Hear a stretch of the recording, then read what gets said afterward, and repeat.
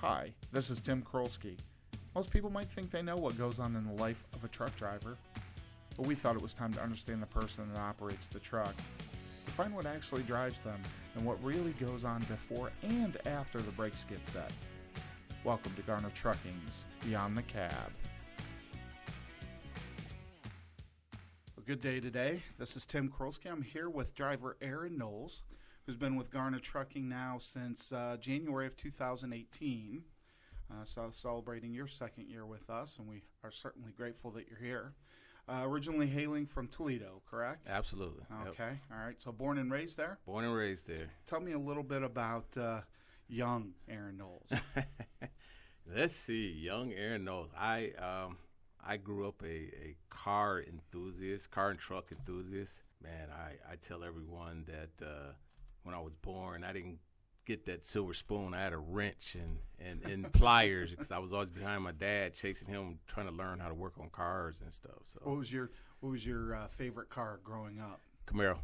Is it still the same today? Still the same today. Is that right? Same so you don't today. want a McLaren, you just want a Camaro. I want a Camaro. I did spend time in the service, so my second favorite car is BMW. So okay, what branch of the service were you in? I was in the Army. Okay, all right. I was in the Army. How long there? I was in the Army 8 years total. I did time in Desert Storm, so I'm a Desert Storm veteran. I spent most of my time in Europe. So really? Got to sightsee and stuff. Got to see a few things. Oh, absolutely. Yeah, it's not all fun and games. And by the way, thank you for your service. I appreciate it. It's my honor. So do I. So outside of just, kind of the growing up, I noticed something as I was doing a little bit of research. You and I both come from the Catholic high school world. I graduated from Lorain Catholic in Lorain, Ohio, and I see you're a Central Catholic. I am a Central Catholic graduate. Yeah, absolutely. Yeah. Tell me a little bit about your experiences in high school. High school, I played football, ran track when I was there. Central Catholic at the time was a how I want to say, it wasn't the typical Catholic school. We didn't wear uniforms.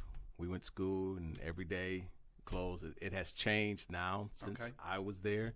They have uniforms. They have their own home stadium. It has improved. It has grown since I was there. But it definitely was an experience. I've been in Catholic school since third grade till I graduated. So that's all I've known. So. Okay. Well, and I kind of fell into that same path. My parents wanted to make sure that the education stream was pretty solid from a young age and through certainly through high school and even into college. So I can certainly side with that. I was on the other side of things. I played in marching band. I am a drummer and was a drummer at that time too. So, still cheering on the football team and everything, just in a different manner. Oh, absolutely. So talk to me a little bit, Aaron, about the things that drive you. We talked a little bit about the passion for autos and anything with an engine. It sounds like is up your alley. What are some of the other things you really enjoy outside of the world of trucking?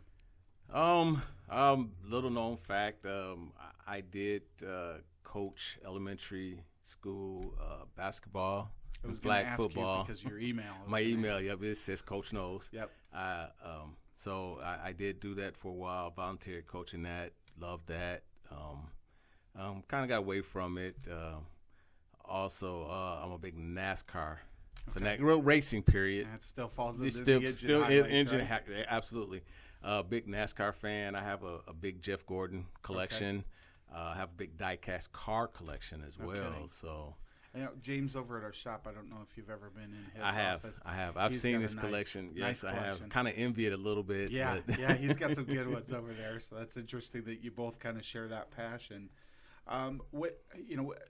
Obviously you just didn't miraculously appear in trucking. What's kind of the bridge between your high school education and where we are today? As a kid, one of the things following behind my dad, he had a friend of his, a good best friend of his, that had two trucks. He had a cab over, and he had one of the long nose Pete's that I seen. I loved climbing up in his trucks, and I was like, man, I want to drive a truck. And went into service I did law enforcement service, but one of the things in the military that they did, as far as me and my unit, they licensed me for every single vehicle possible that I could possibly drive. Okay. So I drove buses, I drove 2.5 ton trucks, I drove 5 tons with trailers. So I just had this, like I say, anything with an engine, wheels, I was, You're good to go. Good to go, absolutely. Nice. Pardon me. And so that brought you. So I have to assume then that some of what brings you into trucking, obviously, is that background and all the heavy equipment and the different items that you've got some experience with. Ultimately, what brought you to trucking and ultimately to Garner? Like I say, it was always a passion of mine. I even worked for a tow company for several years, so towing cars, driving the bigger trucks and stuff. And then, like I say, one day I got the VA to sponsor me and to change me, because I was into retail management before I came into this, and I'm like, I'm tired of this. I'm you have to deal with so many different attitudes of, whether it's personnel or customers, and it's like I'm tired of getting beat up, and so I says I'm gonna do what I really like. I'm gonna go get into trucking and got my CDL, and one of my instructors is a good friend of Mackenzie's, and she recommended me to apply for Garner, because this was one of the places. There was a couple of other ones I won't mention any of their names, but so I applied for Garner and man, got an instant phone call, and since I've been here, I love it. I love the personnel, and everyone I've met has just been so personable, and so I appreciate you saying that. And certainly we appreciate having you on board. You've done a tremendous job for us. You mentioned, I think you were touching a little bit on people and personalities a little bit, and I knew that you had come. We've had some previous conversation about your background in retail. Mm-hmm. What is one thing that a customer did or said that you just never expected? I've had the good and the bad of that. The good side I've had several customers saying, where I was assistant manager, and they was like, you should be the manager of this place. You just take care of us so well and whatnot. And then on the bad side of that, you have customers arguing with you, and it's like, I know I purchased this here, and you got to keep your calm, because they're getting irate, and they may decide to call you everything but your God-given name. and you try to remain calm and say, look, just work with me, calm down, let's figure this out. Is there a different phone number, different name? This is, and there was one customer that I probably went around and around for 25 minutes, and they finally calmed down and gave me a number that actually worked. I said, see, just calm down. We worked this out. But, just the different mentalities of customers. And then even with personnel, the constant call-offs or employees that don't want to work or show up or whatever the case may be. It can be challenging. I know from my experience here, our owner, Sherry, has always kind of preached that there's two customers to serve. And one is the customer that's paying that bill and expecting what they expect from us. The other customer is the driver, and we have to serve both of those customers as best we can. And you get up every day and try to do your best with it. And some days are better than others. You get into situations where you can make 10 drivers happy today and one driver miserable. Oh, absolutely. And the same can be true from the customer standpoint. Absolutely. You can do 1,000 things right, and then that one screw up, that's the one that kind of stands out. So it's a challenge. I figured you'd have some interesting input as to the world of the customer. So at this point, and granted, short time in trucking, 2 years, you can spend decades in the industry, and those of us that have, it's in your blood. But at this point, what would you say your favorite memory's been so far? My favorite memory, I guess, just you'd be surprised how much you can still see just out on the open road that you won't normally see if you're just taking that regular family trip or something like that. It's just different places to go. You know, you're not always going to the same place all the time. It's just the peacefulness and the scenery. What do you think about while you're behind the wheel? I just enjoy the view.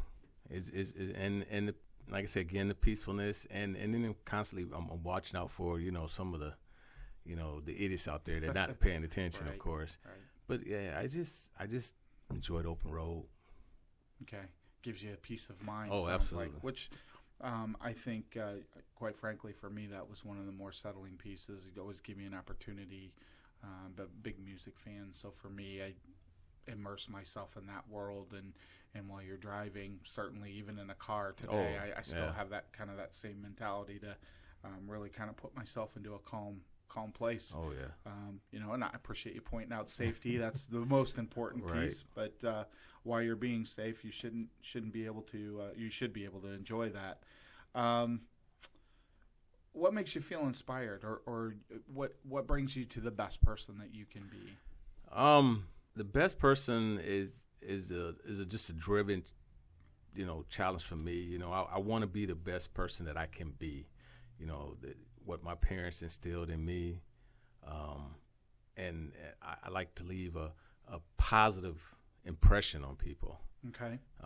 What best helps you do that, do you think? What are the things that you leave behind for someone who's just met Aaron and says, okay, this I really appreciated. Blank is what I appreciated. I think it's just I'm the type of person, I don't ever want anyone to have a bad thing to say about me. Okay. It's more of that, trying to find a word I'm looking for, is that, like I said, I'm pretty much an open book. Mm-hmm. And I'm a peaceful person until you rub me the wrong way, of course. And that's with anybody, I would hope. But yeah, What are those triggers? What are the things that do rub you the wrong way? A lot of people say, I can't stand someone that's untrustworthy. Okay.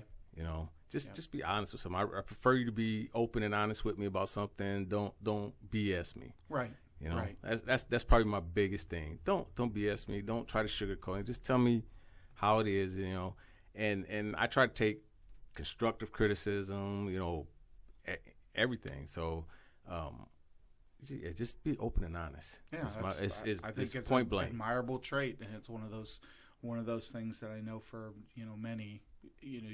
Your character is the most important thing, and none of us are certainly infallible. We all screw up at some point in time. We make a mess of things because and I try to be the first one to admit that if I did something wrong, I apologize. And try not to let it happen again. So I think that's pretty healthy advice. If you had to take a look back and could take 5 minutes or so and talk to 18-year-old Aaron, what would you tell him now? If I had a chance to talk to 18-year-old Aaron, I would tell him the anything that you think is a stupid mistake, don't make it. Okay. I do believe some mistakes are learnable mistakes, but then there's just some that are just plain dumb. I very, very much live by the philosophy that I'm not sure that I understand the word regret for the most part. Right. Just because whatever you've done in this life, the choices you've made, good and bad, that's kind of what brings you to who you are today. Outside of criminal action and those types of things. I believe in that. I don't believe I regret anything. I just think there may be a few things I probably would have done differently. But then you also think if you'd have changed those things, would you still be the same person you are now? Exactly right. So you do have to question that. Yeah, that's I think part of what I look at, that at least for myself, that's what comprises me, are those decisions, and good or bad, and the thought process is good or bad, and how you make those next steps and navigate through life. Those are the things that make you who you are, and you have to embrace that stuff because at the end of the day, you're building and working on that person consistently and constantly, right? Oh, absolutely. Yeah, I'm the first to say I'm not perfect by any means. Yeah, so. far from it myself. So that makes two of us in the room. So, I really wanted to dive a little deeper into each driver and really kind of understand the inner workings. If there were a project that you could do, I remove all those barriers, whatever it is, monetary barriers, time constraints, whatever. Is there a project that would be absolutely exciting for you to do or put together? And if so, would that be then the only project you do and let that define you? There was a project. I've always said to myself, if I ever hit the lottery, I would definitely give back in some way. I would build a community center, or I would build more veteran housing center, something that would make me feel just great and wonderful, and keep striving for that. Okay. So I'm a big kid person. I'm a big kid myself. I'll first admit I play video games, and when I have the time, and I'll sit down with my grandkids, play cars and G.I. Joes and whatnot. But and being a veteran, I'm real big on veteran rights and just kid friendly stuff. So nice. I think that's a perfect sentiment. Would you be in a situation then where you would end up running that facility, or would you put it down and hire some folks that are specialized in specific areas? I think I would hire people specialized in specific areas, but I would definitely make my presence known. It wouldn't be just like, let's per se put my name on a building and say, oh yeah, I donated, I paid for it. No, I'm gonna be interacting in some way, shape, or form. Not just here it is. Right, here it is. I'm there whether I'm trying to help with my input as far as any kind of programs or anything. So it would be a hands-on thing, but just not so much running it, the day-to-day aspects of it. So at that point, would that be the project then that defines you? Yeah, I think so. I think it's a wonderful sentiment. I really do. So 3 people that are alive that you want to have dinner with, who are they? Wow. I just recently lost my dad, so I definitely would want my dad to be one of them. Sorry to hear that. Interesting. General Powell, Colin Powell. I was in the service when he was a 3-star general. Yeah. And for a time, another little tidbit information, I drove limousines as well as tow trucks. Oh, is that right? So he came to visit Toledo and did a speech, and the company I worked for at the time got to provide transportation. So him and I got to actually sit and have a conversation. No kidding. So, and I told him I was one of his MPs back when he was a 3-star general, and here he is, the national security. He had retired from that, but here he is. He became a 4-star national security advisor, all of that, right. and just to have that conversation with him. So how does he respond to that statement? Because it was actually funny because he has 2 daughters. Okay. And he made the comment, said, "Oh, you was probably one of the MPs that was always watching my daughters." So he had his little jokes. Yeah.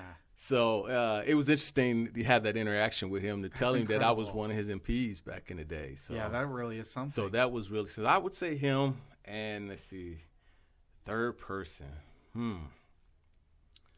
Shucks, interesting. Never been asked that question to even really sit and think about it. I can give you 2 right now, but a third person. We can always circle back if you want to take a few minutes. Tell me something you're not very good at, though. Something I'm not good at. That's a challenging question, because I actually strive to be the best at everything I put my mind to. Not good at. So what are those things that you tried once and you decided, you know what, this just isn't for me? Interesting. Wow, stumping the panel this Yeah, afternoon. you kind of stumped me on that one. What have I tried that I'm not good at? That's a hard one. That's because I usually try at something, and I don't give up until I accomplish it. What's the last thing that was new skill, new situation, new thing that you tried and worked at and got good at? I would say perfecting my mom's chili. That's important. It is, because one of the things she's instilled, cooking on your own, even being, a male. Yeah.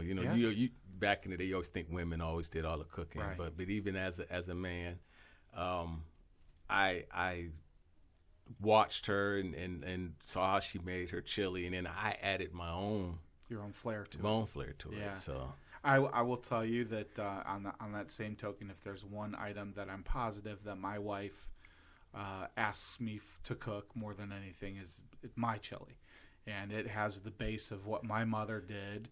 But you start to add your own things, your own flair. Mine's certainly a little hotter than hers was, and just those things that make it unique, make it your own. Make it more. And same with my spaghetti. My kids, they've had spaghetti, but it's like, Dad, when you're making spaghetti again, when you're making spaghetti, and I'm one of those guys that I can't make small portions. I make an extended portion that lasts, so I can give out.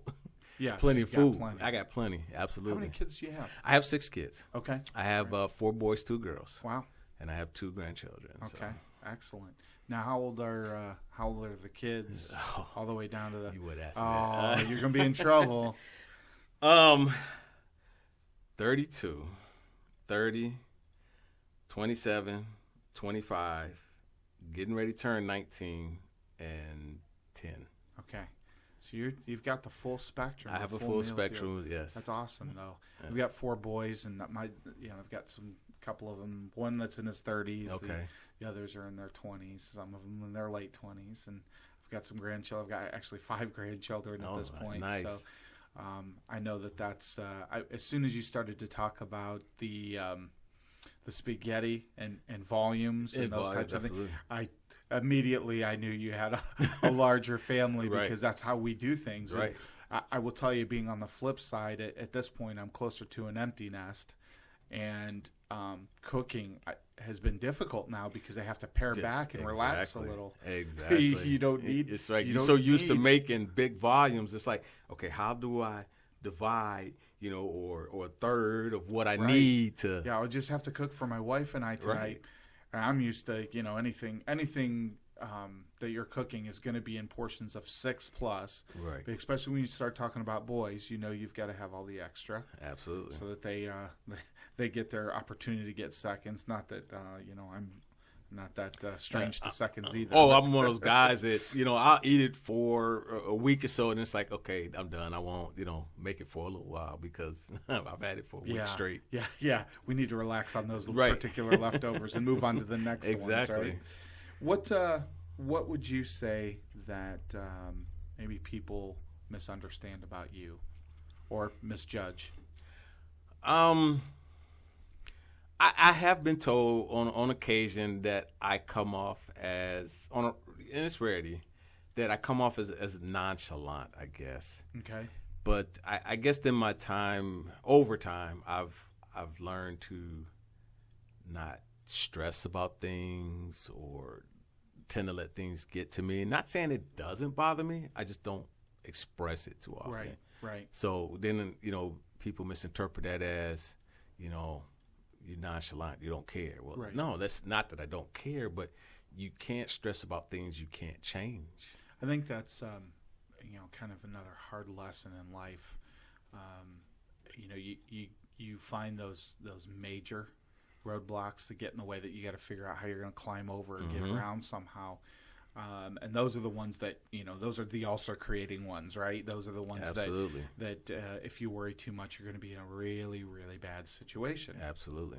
So finding that kind of that peace of mind, because you can't control everything, and you're certainly not able to fix everything on the spot. You can't appease everyone. Yeah, I completely see that the same way, and it's tough for some people to accept that. Right.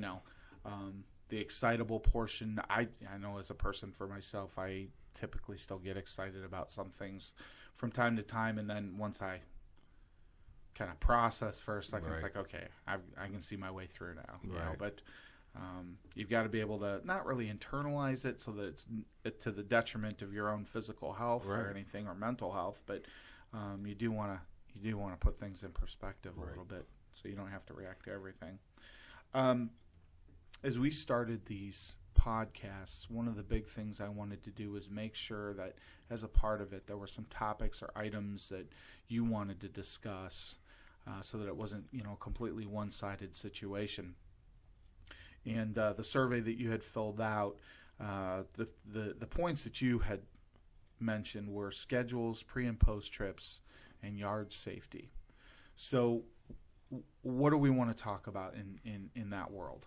Well, it just a lot of different observations, not per se, our company itself, but just, I've watched different things where I've seen where another trucker backed into a truck and just, clipped the truck, went down the side of it. I've seen a trucker trying to back his truck in a narrow area and tore the front end off his truck. So I've in the short time I've actually been in the immediate industry of trucking, I've seen, some crazy stuff that, I couldn't believe it, and the one guy that tore his front end off, kind of like, he could have saved it, but I think he got frustrated because he was kind of blocking traffic. Okay. Getting a little overwhelmed. He got a little overwhelmed, and he just said, screw it, and just ripped this, right quarter front end off his truck. It's like, dude, all you had was a crease in your fender.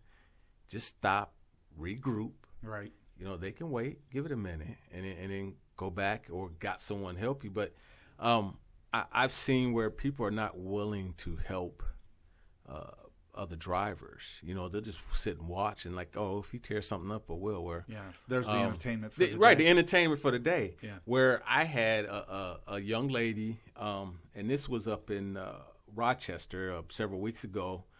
First time in one of the pickups we go to where it's an inside dock. Okay. And it's over on Lexington. I don't know if you're familiar where Lexington Warehouse is at. First time they've ever been there. Okay. And they were trying to back, and they got lucky and got the very last dock where all they had to do was just literally back in. They didn't have to back in between two trailers. But she was struggling. I got out and helped her. Okay. And like I explained earlier, I said, if you ever come here again, this is what you do. Slide your tandems all the way forward, kind of get your truck out and guide it in and come around.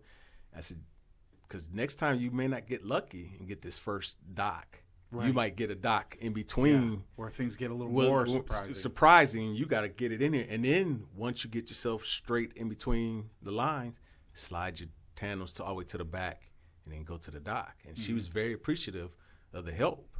But you don't see that. Where's the courtesy of just being a human being and showing kindness? And, because, everybody wants to pull out their phones or whatever and like, oh, well, let me see them tear something up anymore. Yeah. It's not, that's not how we do things, I think what's interesting about that, and, at this point, I feel like to some degree I'm becoming an old timer in the industry. I've been here for 23 years now. Started as a driver and did the over-the-road lifestyles, provided a tremendous beginnings for my family and a leg up for a very young set of Krolski boys. Right. And so it's been a great journey. But I remember those same types of moments out there, but the difference is exactly what you're saying. And, any one of those drivers that may have some grayer hair than I do, absolutely, they'll tell you about the day where you'd raise your hand in a hello, passing each other down the interstate, and that doesn't happen anymore.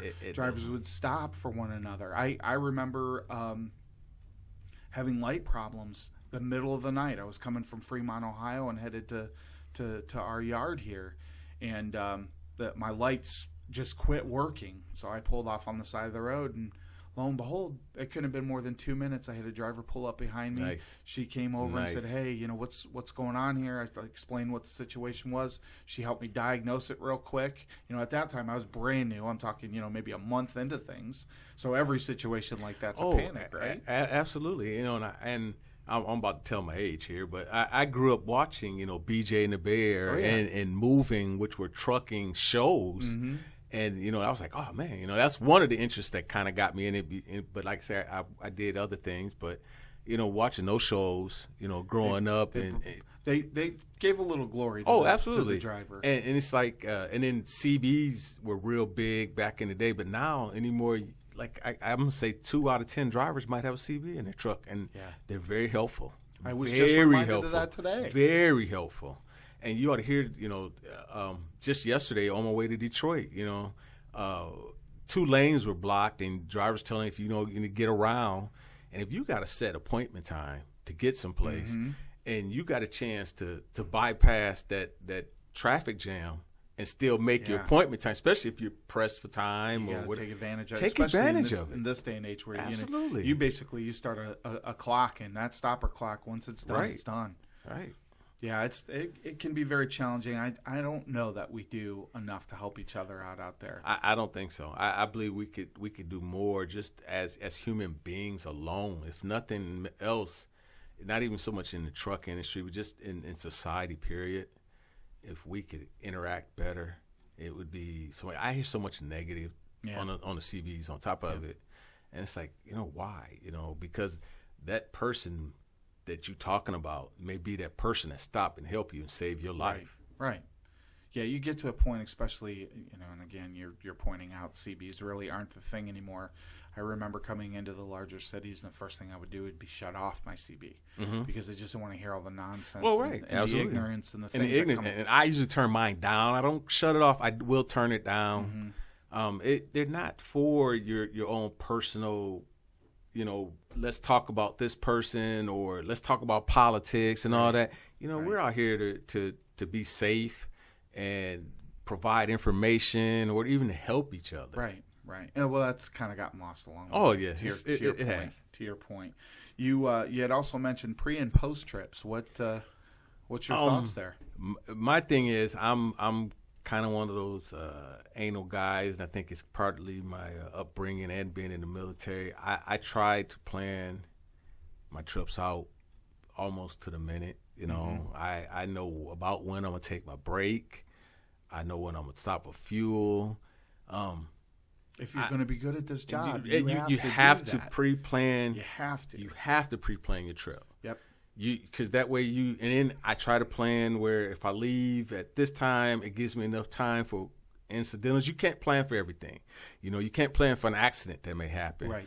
But if you're leaving at a certain time of day and you're going through a major city that has a severe traffic jam, add a half hour to your trip. Take a little breath. So you got to give yourself some breathing room. So I'm one of those guys that tend to do that. And then in post trips, just take time to decompress from your long day. 11 hours of driving is a long time to drive, and especially if you're driving, let's say from Rochester to Columbus, that's 8-9 hours of drive time by itself. Assuming no traffic jams. Assuming no traffic jams. That's not including that. Right. But that's just, and you want to take that time to decompress, do your paperwork, inspect your truck. Yep. And trailer too. And trailer. Absolutely. And just walk around, just stand outside your truck and just enjoy the fresh air. That's good advice. Speaking of which, someone who wants to get into the trucking industry, what kind of advice would you impart on that individual? First and foremost, are you a family man or single? When you get into this, you got to do your time over the road before you can get some of these shorter routes. So you're going to be away from home. Are you mama's boy or mama's girl, whatever the case may be? Are you willing to leave home and be gone for 4, 5, 6 days? There's some guys that go out 2 weeks at a time. Right. But are you willing to do that? Are you willing to some other interviews, and I think that's a big thing to hit on. Not to be redundant, but you got to have that strength at home, and you got to have the strength out on the road. Absolutely. We take a look at that individual that's being left behind and those responsibilities, but it's the same thing true for the person that's behind the wheel. You've got to have some mental fortitude with that as well. Mental fortitude, and if you got young children, are you willing to be away from those young children? Yeah. Like that. Yeah, there's nothing worse than your 1-year-old saying, right. Do you have to go? Where's mommy and daddy at? Yeah. Whoever's driving. Right. So you have to think about all those factors. That's first and foremost. And then if that's the case, or if you're married, girlfriend, can your relationship withstand that? Right. The distance and time away from each other. Then I would go into, okay, now here comes the thing. Now you got to be organized. You can't just go in here and think you're going to be a steering wheel holder. Yeah, it's far from that. It's far from driving a car. Folks that aren't a part of this industry, the unfortunate side effect is they see the 150 drivers that they pass that are doing nothing wrong. Right. They see the one that's an absolute lunatic out there, and that brands that whole batch of steering wheel holders. That's that one thing where that one bad apple spoils the bunch. But it's so much more than that. To your point. Absolutely. So those special skill sets there. Top 3 things that you have to know or prepare yourself with. What would those be for you? The top thing, you got to have the mental fortitude. So you got to be stable at home, and patience. Time and patience. Yeah, that's great advice. So out of all of those things and the things that you've learned along the way in a short time in this career, what is one item that you wish you had known starting out? It's hard to say because I've dabbled in driving other professions where I drove limos and tow trucks where a lot of it was you do a lot of, sometimes you do sit and wait. Right. Patience. Again, it plays into that time and patience. So I kind of had a little bit of a head start in a way that, especially with driving limos, you take a customer to, a dance, a wedding, and what do? You sit in the car and waiting. Yeah. So I had a little bit of advantage. So that's kind of a difficult question. Well, no, I think that's a pretty fair point because it translates very well from driving that limousine to driving a truck. I know one of my first experiences, you get some time under your belt and you get the privilege of being to take your significant other with you in the truck, right? So that first trip, I can remember as plain as day. It wasn't very far, maybe about a 220-mile trip to go make a pickup, but it was overnight, and then we were going to come back. Mm-hmm.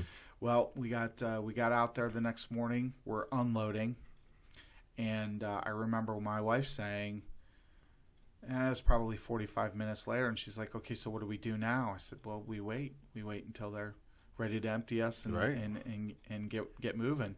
And her words to that were, well, this sucks.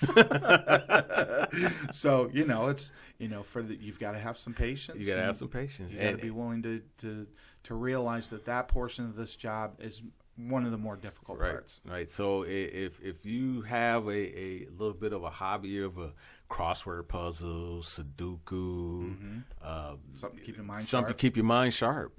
Just do it. Do it. Just don't think you're going and you're gonna make pick up a load here, drop a load off. You're moving constantly. No, you bring you something that keeps your mind sharp, or just something that might put you at ease. Not enough that you're going to be unsafe on the road, but just something that's going to relax you and just put you in a different space, a good space. Absolutely. Great advice, Aaron. I really appreciate you taking the time to come in, sit down and talk with me. Thanks so much, and we'll see you out there on the road. Be safe. You're very welcome.